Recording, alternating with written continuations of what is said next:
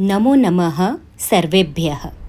आज हम कक्षा 10वीं की संस्कृत पाठ्य पुस्तक मणिका, जिसका सब्जेक्ट कोड 119 है, कि प्रथम पाठ का अध्ययन करने वाले हैं। प्रथमः पाठः वाङ्मयं तपः, जिसका अर्थ होता है वाणी की तपस्या। पाठ के आरंभ में गुरु और शिष्यों के मध्य वार्तालाप का वर्णन है। आचार्यः प्रिय छात्राः, प्रिय छात्रों, पठिताः अस्माभिः ऋग्वेदस्य मंत्राः, पठिता पढ़े गए हैं, अस्माभिः हमारे द्वारा, ऋग्वेदस्य मंत्राः, ऋग्वेद के मंत्र, हमारे द्वारा ऋग्वेद के मंत्रों को पढ़ा गया है। ज्ञायते किम, क्या जानते हो?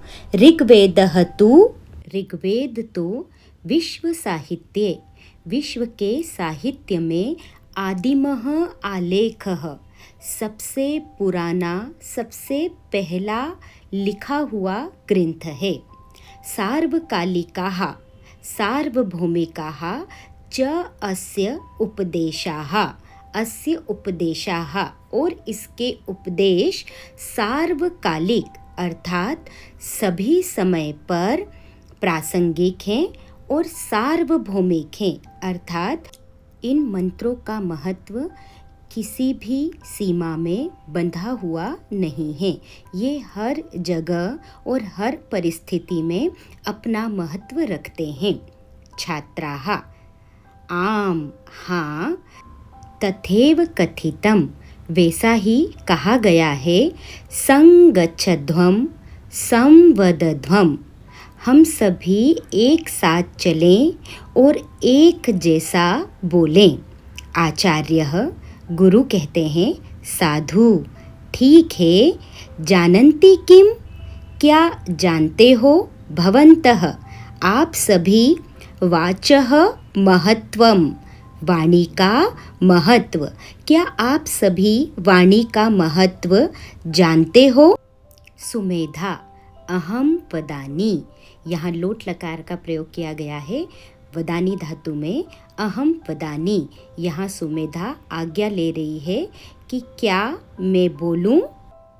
वाण्ये का समलं करोति पुरुषम या संस्कृता धार्यते, एक वाणी ही पुरुष को सुशोभित करती है जो संस्कृति को धारण करता है, अर्थात एक मनुष्य को उसकी सुसंस्कृत वाणी ही सुशोभित करती है। आचार्यः शोभनम, बहुत अच्छा। विद्यावताम, विद्वानों की वाची, वाणी पर सरस्वती विराजते, सरस्वती विराजमान होती है। इदम एव शिक्षयति, यही सिखाता है। अयम पाठः, यह पाठ, वाङ्मयं तपः, वाणी की तपस्या, अर्थात यह पाठ में वाणी की तपस्या ही सिखाता है। इसका प्रथम श्लोक है, शारदा, शारद अम्भोज वदना, वदनाम्बुजे सर्वदा सर्वदा अस्माकं सन्निधिं सन्निधिं क्रियात्। यहाँ एक ही शब्दों के दो दो अर्थ दिए गए हैं। सर्वप्रथम हम शब्दों के अर्थ को समझने का प्रयास करेंगे।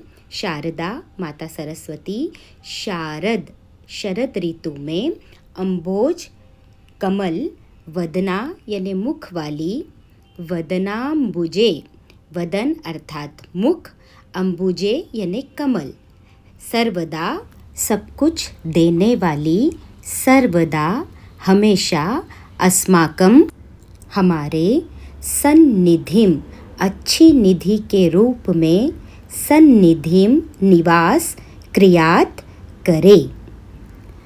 माँ सरस्वती, जो कि शरद ऋतु में खिलने वाले कमल के समान मुख वाली है, जो सब कुछ देने वाली है, वो हमारे कमल रूपी मुख में हमेशा के लिए अच्छी निधि के रूप में निवास करे।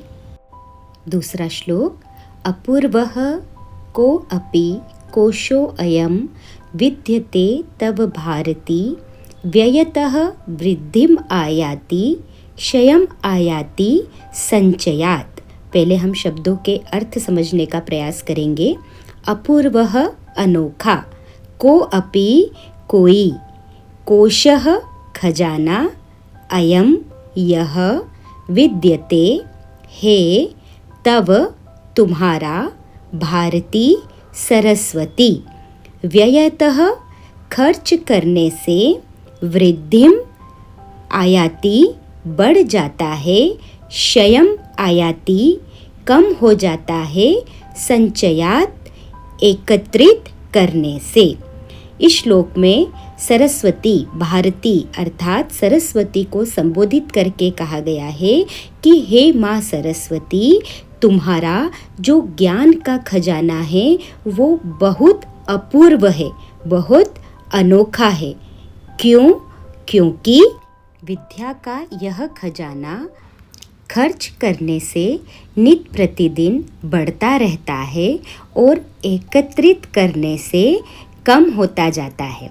अर्थात माँ सरस्वती का विद्या का जो खजाना है वह जितना प्रयोग करेंगे उतना अधिक बढ़ता जाएगा और जितना हम अपने दिमाग का, बुद्धि का उपयोग कम करेंगे उतना यह कम होता जाएगा। तीसरा श्लोक है न अस्ति विद्या समम चक्षुः, न अस्ति सत्य समम तपः, न अस्ति राग समम दुखम, न अस्ति त्याग समम सुखम। शब्दों के अर्थ देखेंगे। न नहीं, अस्ति है, विद्या समम विद्या के समान, चक्षुः नेत्र, न अस्ति नहीं है, सत्य समम सत्य के समान, तपः तपस्या, न अस्ति नहीं है, राग समम लगाव या मोह के समान, दुखम दुख, न अस्ति नहीं है, त्याग समम त्याग के समान, सुखम सुख। अर्थात विद्या के समान कोई नेत्र नहीं है, सत्य के समान कोई तपस्या नहीं है, राग या मोह या लगाव के समान कोई दुख नहीं है और त्याग के समान कोई सुख नहीं है। चतुर्थ श्लोक न तथा शीतल सलिलम न चंदन रसः न शीतला छाया प्रहलादयति च पुरुषम यथा मधुर भाषिणी वाणी। शीतल सलिलम ठंडा पानी, चंदन रस चंदन का लेप, शीतला छाया ठंडी छाया, प्रहलादयति आनंदित करती है, यथा जिस प्रकार, मधुर भाषिणी वाणी मीठी वाणी। श्लोक के अर्थ को समझने का प्रयास करेंगे कि यथा मधुर भाषिणी वाणीम पुरुषम प्रहलादयति, जिस प्रकार मीठी वाणी एक मनुष्य को आनंदित करती है, न तथा शीतल सलीलम उस प्रकार से न तो ठंडा पानी आनंदित कर सकता है, न चंदन रसः न चंदन का लेप, न शीतला छाया और ना ही ठंडी छाया। अर्थात मीठी वाणी जिस प्रकार मनुष्य के हृदय को आनंदित करती है, वैसा आनंद न तो ठंडा पानी दे सकता है, न चंदन का लेप और ना ही ठंडी छाया वैसा आनंद दे सकती है। पंचम श्लोक शुश्रूषा श्रवणम च एव ग्रहणम धारणम तथा ऊह अपोह अर्थ विज्ञानम तत्व ज्ञानम च धी गुणाः। इस श्लोक में हमें बुद्धि के 8 गुणों के बारे में बताया गया है। शुश्रूषा सुनने की इच्छा रखना, श्रवणम सुनना, ग्रहणम ग्रहण करना, धारणम धारण करना, ऊह पक्ष में तर्क करना, अपोह विपक्ष में तर्क करना, अर्थ विज्ञानम शब्दों के अर्थ को समझना, तत्व ज्ञानम यानी कही गई बात के सार को समझना। ये सारे गुण बुद्धि के बताए गए हैं। सुनने की इच्छा रखना, इच्छा रखने के पश्चात किसी बात को सुनना, सुनकर उसे ग्रहण करना, ग्रहण करके उसे अपने जीवन में उतारने अर्थात धारण करने का प्रयास करना, उसके पक्ष में तर्क करना, विपक्ष में तर्क करना, शब्दों के अर्थ को समझना और उसके तत्व ज्ञान को या सार को समझना ही बुद्धि के गुण हैं। छठा श्लोक। माधुर्यम अक्षर व्यक्ति ही पदः छेदः तु सुस्वरः धैर्यं लय समर्थं च षड एते पाठकाः गुणाः। प्रस्तुत श्लोक में पाठक अर्थात पढ़ने वाले के 6 गुणों के बारे में बताया गया है।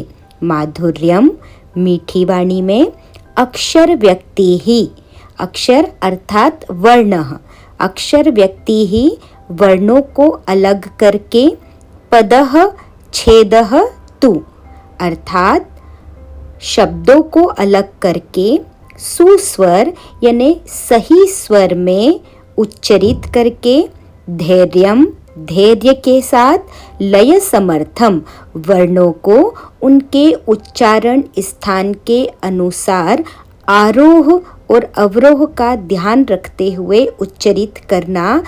पाठक के या पढ़ने वाले के यह 6 गुण बताए गए हैं। मीठी वाणी में बोलना, वर्णों को अलग करके बोलना, शब्दों को अलग करके बोलना, अच्छे स्वर में उच्चरित करना, धैर्य के साथ बोलना, वर्णों को उनके उच्चारण स्थान के अनुसार बोलना। पाठक के यह 6 गुण बताए गए हैं। 7वां श्लोक। आचार्यात् पादम आदत्ते पादम शिष्यः स्वमेधया कालेन पादम आदत्ते पादम स ब्रह्मचारिभिः। प्रस्तुत श्लोक में एक मनुष्य अपने जीवन काल में 100% ज्ञान को किस प्रकार प्राप्त करता है उसे 4 अवस्थाओं में बांटा गया है। शब्दों के अर्थ देख लेते हैं।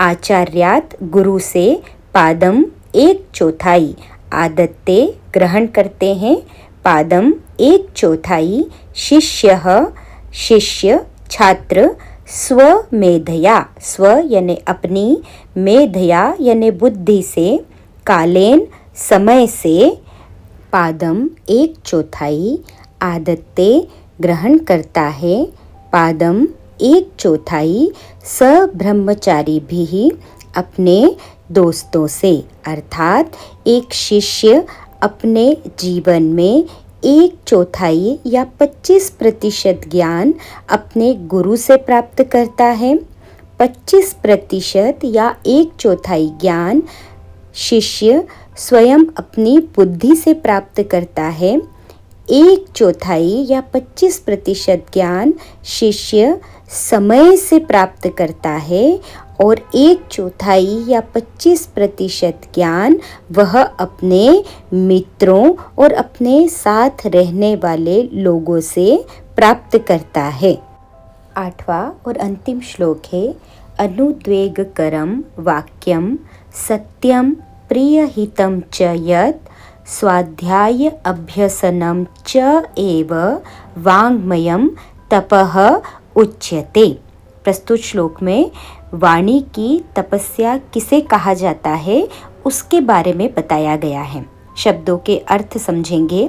अनुद्वेग करम ऐसा वाक्य जो उत्तेजित ना करता हो या किसी को क्रोध ना दिलाता हो, सत्यम जिसमें सत्य हो, प्रिय जो सभी को अच्छा लगे, हितम जो लाभकारी हो, स्वाध्याय जो स्वयं अध्ययन करने के लिए प्रेरित करे, अभ्यसनम अभ्यास करने के लिए प्रेरित करे। ऐसे ही वाक्य को वाणी की तपस्या कहा जाता है। ऐसा वाक्य जो किसी को क्रोधित न करे, जिसमें सत्य हो, जो प्रिय हो, जो लाभकारी हो, जो स्वयं अध्ययन करने के लिए प्रेरित करे, अभ्यास करने के लिए प्रेरित करे, ऐसे ही वाक्य को वाणी की तपस्या कहा जाता है।